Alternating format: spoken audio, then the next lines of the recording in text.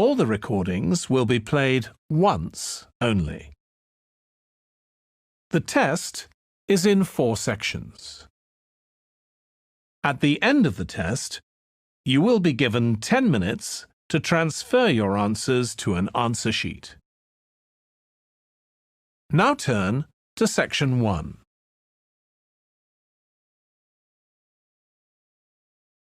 Section 1. You will hear a man inquiring in a tourist centre about activities suitable for families. First, you have some time to look at questions 1 to 4.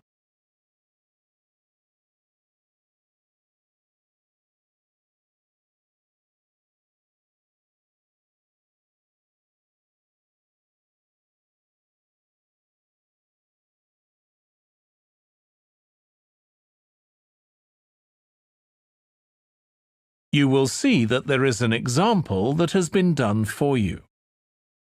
On this occasion only, the conversation relating to this will be played first. Hi, can I help you? I'd like to find out if you have any excursions suitable for families. Sure. How about taking your family for a cruise? We have a steamship that takes passengers out several times a day. It's over 100 years old. The cruise takes place on a steamship. So steamship has been written in the space. Now we shall begin. You should answer the questions as you listen because you will not hear the recording a second time. Listen carefully and answer questions 1 to 4. Hi, can I help you? I'd like to find out if you have any excursions suitable for families. Sure. How about taking your family for a cruise? We have a steamship that takes passengers out several times a day. It's over 100 years old. That sounds interesting. How long is the trip? About an hour and a half. And don't forget to take pictures of the mountains. They're all around you when you're on the boat and they look fantastic. Okay. And I assume there's a cafe or something on board? Sure. How old are your children? My daughter's 15 and my son's 7. Right. Well, there are various things you can do once you've crossed the lake to make a day of it. One thing that's very popular is a visit to the country farm. You're met off the boat by the farmer and he'll take you to the holding pens where the sheep are kept. Children love feeding them. My son would love that. He really likes animals. Well, there's also a 40-minute trek round the farm on a horse if he wants. Do you think he'd manage it? He hasn't done that before. Sure. It's suitable for complete beginners. Good. And again, visitors are welcome to explore the farm on their own, as long as they take care to close gates and so on. There are some very beautiful gardens along the side of the lake which also belong to the farm. They'll be just at their best now. You could easily spend an hour or 2 there. Okay, well, that all sounds good. And can we get lunch there? You can, and it's very good, though it's not included in the basic cost. You pay when you get there. Right. Before you hear the rest of the conversation, you have some time to look at questions 5 to 10.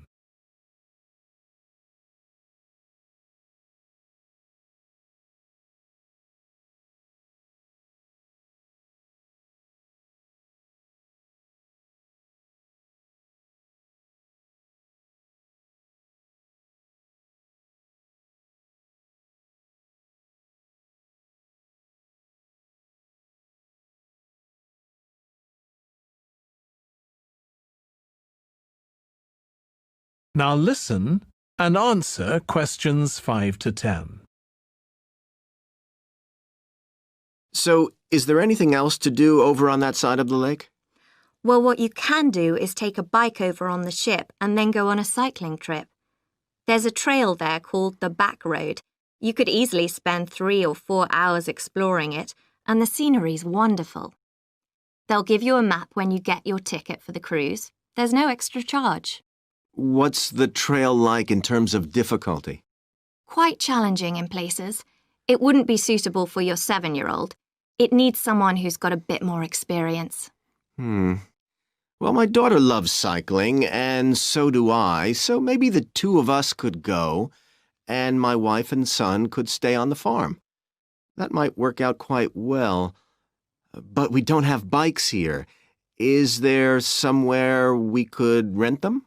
Yes, there's a place here in the city. It's called Ratcheson's. I'll just make a note of that. How do you spell it? Ratchesons.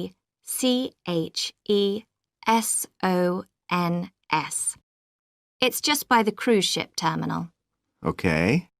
You'd also need to pick up a repair kit for the bike from there to take along with you, and you'd need to take along a snack and some water. It'd be best to get those in the city. Fine. That shouldn't be a problem. And I assume I can rent a helmet from the bike place. Sure, you should definitely get that. It's a great ride, but you want to be well prepared because it's very remote. You won't see any shops round there or anywhere to stay, so you need to get back in time for the last boat. Yeah. So what sort of prices are we looking at here? Let's see. That'd be one adult and one child for the cruise with farm tour. That's $117, and an adult and a child for the cruise only, so that's $214 altogether. Oh, wait a minute. How old did you say your daughter was? 15. Then I'm afraid it's $267 because she has to pay the adult fare, which is $75, instead of the child fare, which is $22. Sorry about that. That's okay. So how do we find out? That is the end of section 1. You now have half a minute to check your answers.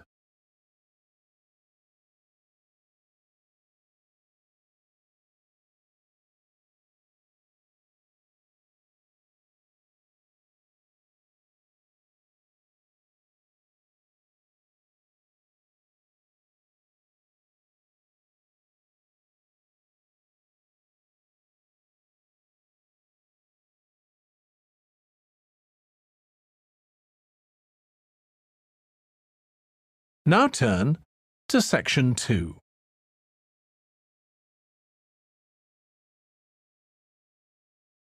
Section 2.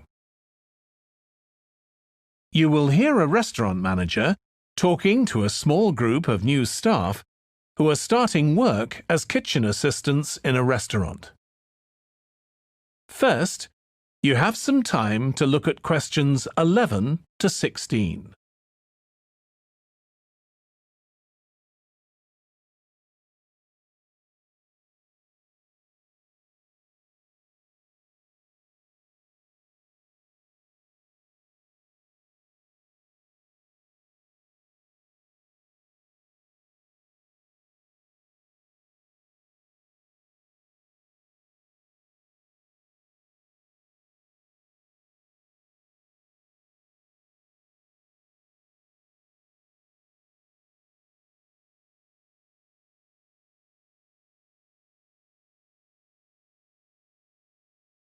Now listen carefully and answer questions 11 to 16. Good morning, everyone. My name's Joy Parkins, and I'm the restaurant manager. And I understand that none of you have had any previous experience as kitchen assistants. Well, you might be feeling a bit nervous now, but most of our kitchen assistants say they enjoy the work. OK, they might get shouted at sometimes, but it's nothing personal. And they're pleased that they have so many different things to do, which means they never get bored. And I'll tell you straight away that if you do well, we might think about moving you up and giving you some more responsibility. Right, well, you've all shown up on time, which is an excellent start. Now, I'm glad to see none of you have unsuitable footwear, so that's good. You need to be careful as the floors can get very wet and slippery. Those of you with long hair have got it well out of the way, but some of you'll need to remove your rings and bracelets. Just put them somewhere safer today, and remember to leave them at home tomorrow, as they can be a safety hazard. Now, it's going to be a busy day for you all today. We don't have any tables free for this evening and only a few for lunch. Fortunately, we've got our head chef back. He was away on holiday all last week, which meant the other chefs had extra work.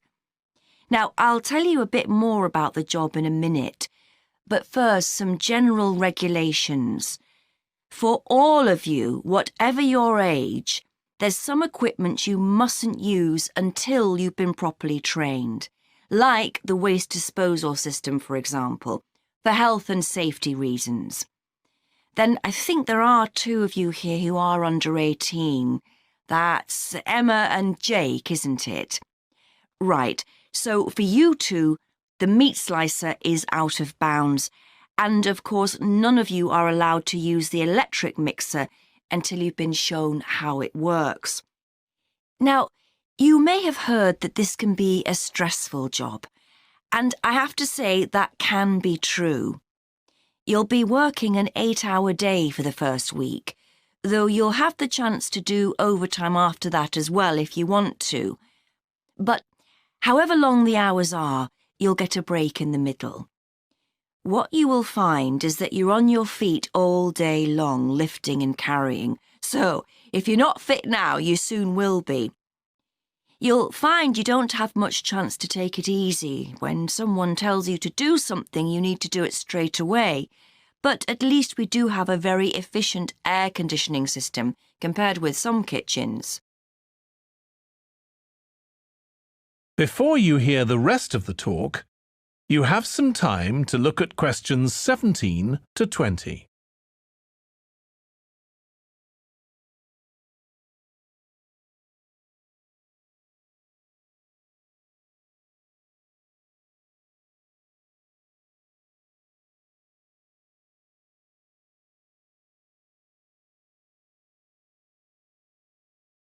Now listen and answer questions 17 to 20. Now, let me tell you about some of the people you need to know. So, as I said, I'm Joy Parkins, and I decide who does what during the day and how long they work for. I'll be trying to get you to work with as many different people in the kitchen as possible, so that you learn while you're on the job. One person whose name you must remember is David Field. If you injure yourself at all, even if it's really minor, you must report to him, and he'll make sure the incident is recorded and you get the appropriate treatment. He's trained to give basic treatment to staff himself, or he'll send you off somewhere else if necessary. Then there's Dexter Wills. He's the person you need to see if you smash a plate or something like that. Don't just leave it and hope no one will notice. It's really important to get things noted and replaced, or there could be problems later. And finally, there's Mike Smith. He's the member of staff who takes care of all the stores of perishables. So, if you notice we're getting low in flour or sugar or something, make sure you let him know so he can put in an order. OK, now the next thing we need to cover. That is the end of section 2. You now have half a minute to check your answers.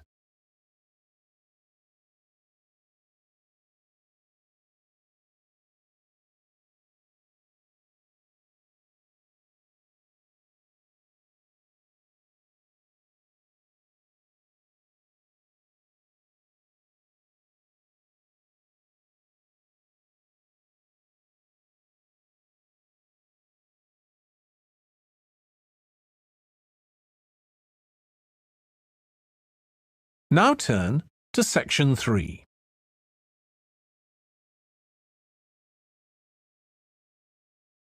Section 3.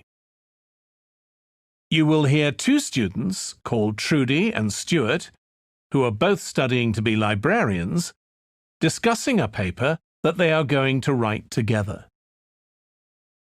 First, you have some time to look at questions 21 to 23.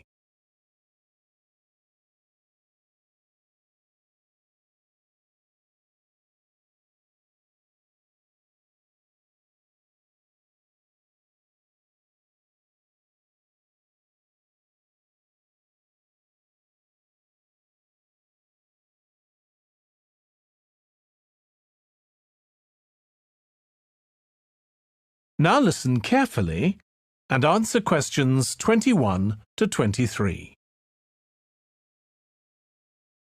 OK, Stuart, we need to start planning our paper on public libraries. Have you thought of an angle yet? Well, there's so much we could look into. How libraries have changed over the centuries, for instance, or how different countries organise them. What do you think, Trudy? Maybe we should concentrate on this country and try and relate the changes in libraries to external developments, like the fact that far more people can read than a century ago, and that the local population may speak lots of different languages. We could include something about changes in the source of funding too. Yes, but remember we're only supposed to write a short paper, so it's probably best if we don't go into funding in any detail. Right. Well, shall we just brainstorm a few ideas to get started? OK. We obviously need to look at the impact of new technology, particularly the internet. Now that lots of books have been digitalised, people can access them from their own computers at home. And if everyone did that, libraries would be obsolete. Yes. But the digitalised books that are available online for free are mostly out of copyright, aren't they? And copyright in this country lasts for 70 years after the author dies. So you won't find the latest bestseller or up-to-date information. That's an important point. Anyway, I find it hard to concentrate when I'm reading a long text on a screen. I'd much rather read a physical book. And it takes longer to read on a screen. Oh, I prefer it. I suppose it's just a personal preference. I expect the libraries will go on evolving in the next few years. Some have already become centres where community activities take place, like local clubs meeting there. I think that'll become even more common. I'd like to think so. And that they'll still be serving their traditional function, but I'm not so sure. There are financial implications after all. What I'm afraid will happen is that books and magazines will all disappear and there'll just be rows and rows of computers. They won't look anything like the libraries we're used to. Well, we'll see.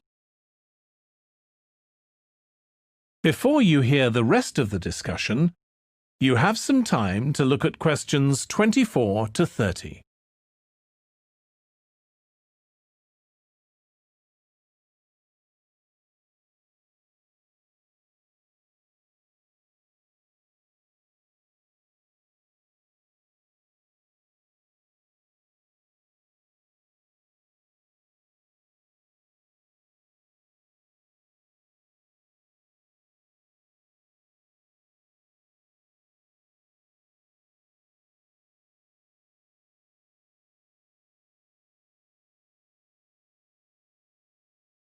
Now listen and answer questions 24 to 30. I've just had an idea. Why don't we make an in-depth study of our local public library as background to our paper? Yes, that'd be interesting. And raise all sorts of issues. Let's make a list of possible things we could ask about, then work out some sort of structure. For instance, we could interview some of the staff and find out whether the library has its own budget or if that's controlled by the local council. And what their policies are. I know they don't allow food, but I'd love to find out what types of noise they ban. There always seems to be a lot of talking, but never music. I don't know if that's a policy or it just happens. I've often wondered. Then there are things like how the library is affected by employment laws. I suppose there are rules about working hours, facilities for staff and so on. Right. Then there are other issues relating to the design of the building and how customers use it. Like, what measures does the library take to ensure their safety? They'd need floor coverings that aren't slippery, and emergency exits, for instance. Oh, and another thing, there's the question of the kind of insurance the library needs to have, in case anyone gets injured. Yes, that's something else to find out. You know something I've often wondered? What's that? Well, you know they've got an archive of local newspapers going back years. Well, next to it, they've got the diary of a well-known politician from the late 19th century. I wonder why it's there. Do you know what his connection was with this area? No idea. Let's add it to our list of things to find out. Oh, I've just thought. You know, people might ask in the library about local organisations, like sports clubs. Well, I wonder if they keep a database, or whether they just look online. Right.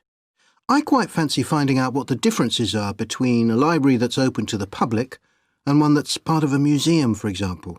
They must be very different. Then something else I'd like to know is... That is the end of section 3. You now have half a minute to check your answers.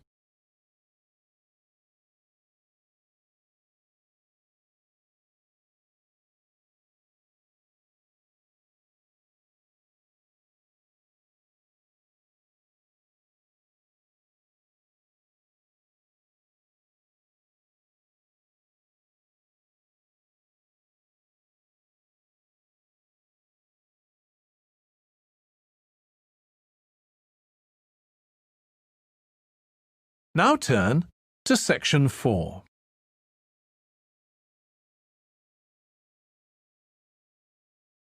Section 4. You will hear part of a lecture for business students about business values. First, you have some time to look at questions 31 to 40.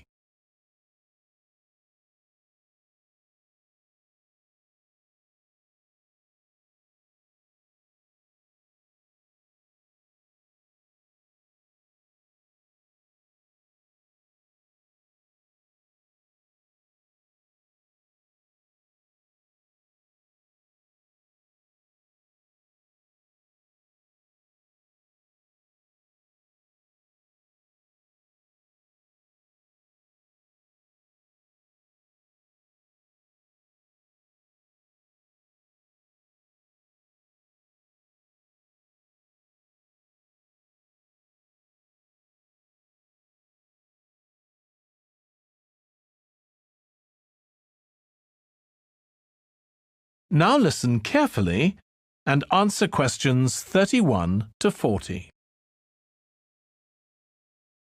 In public discussion of business, we take certain values for granted. Today, I'm going to talk about 4 of them: collaboration, hard work, creativity, and excellence. Most people would say they're all good things.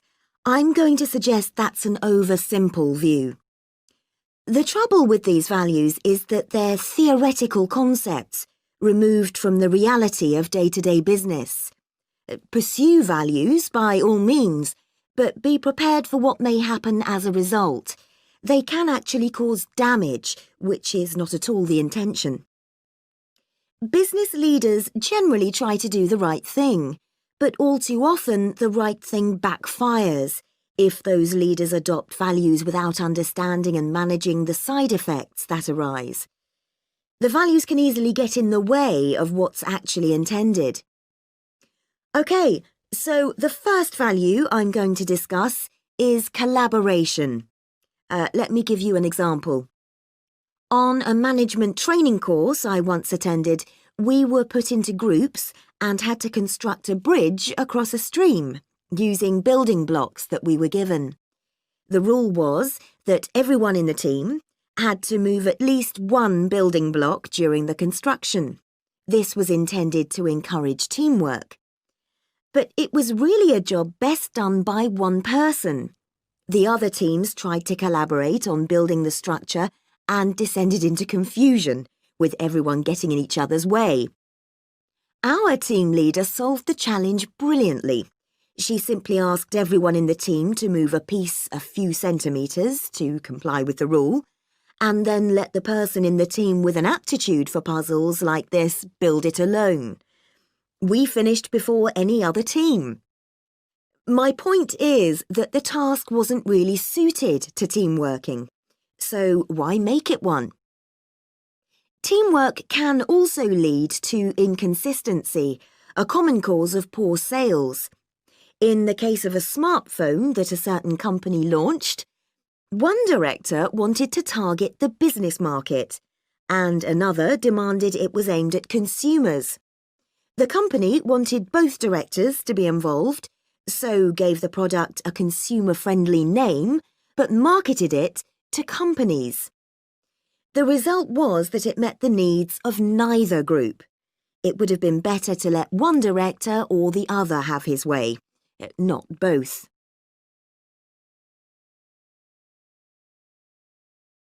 Now, industriousness, or hard work. It's easy to mock people who say they work hard. After all, a hamster running around in a wheel is working hard and getting nowhere. Of course, hard work is valuable, but only when properly targeted. Otherwise, it wastes the resources that companies value most, time and energy, and that's bad for the organisation. There's a management model that groups people according to 4 criteria: clever, hard-working, stupid, and lazy.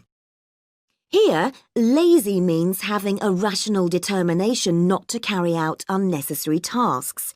It doesn't mean trying to avoid work altogether. Most people display 2 of these characteristics, and the most valuable people are those who are both clever and lazy. They possess intellectual clarity and they don't rush into making decisions. They come up with solutions to save the time and energy spent by the stupid and hard-working group. Instead of throwing more man-hours at a problem, the clever and lazy group looks for a more effective solution. Next, we come to creativity. This often works well. Creating an attention-grabbing TV commercial, for example, might lead to increased sales. But it isn't always a good thing. Some advertising campaigns are remembered for their creativity without having any effect on sales. This happened a few years ago with the launch of a chocolate bar. Subsequent research showed that plenty of consumers remembered the adverts, but had no idea what was being advertised.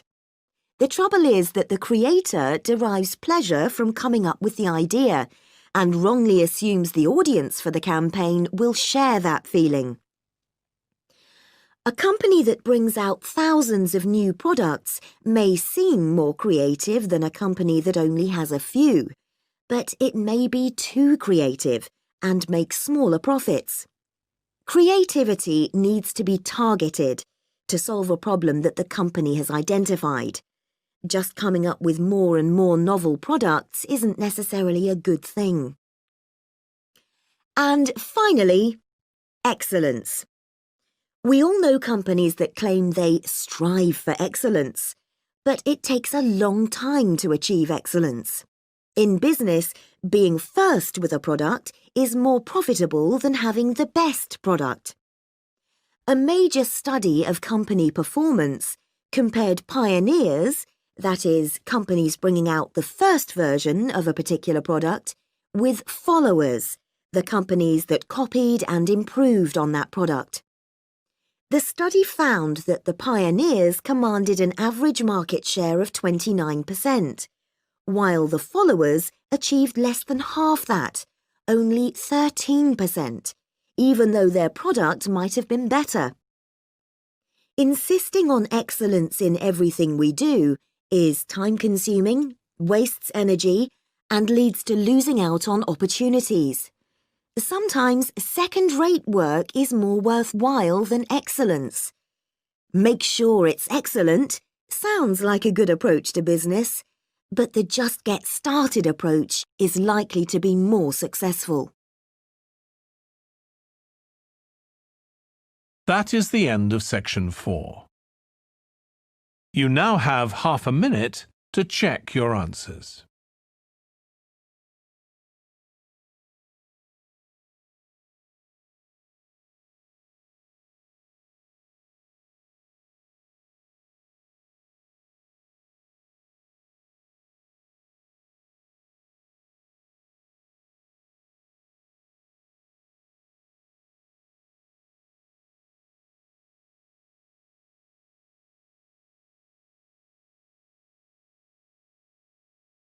That is the end of the listening test.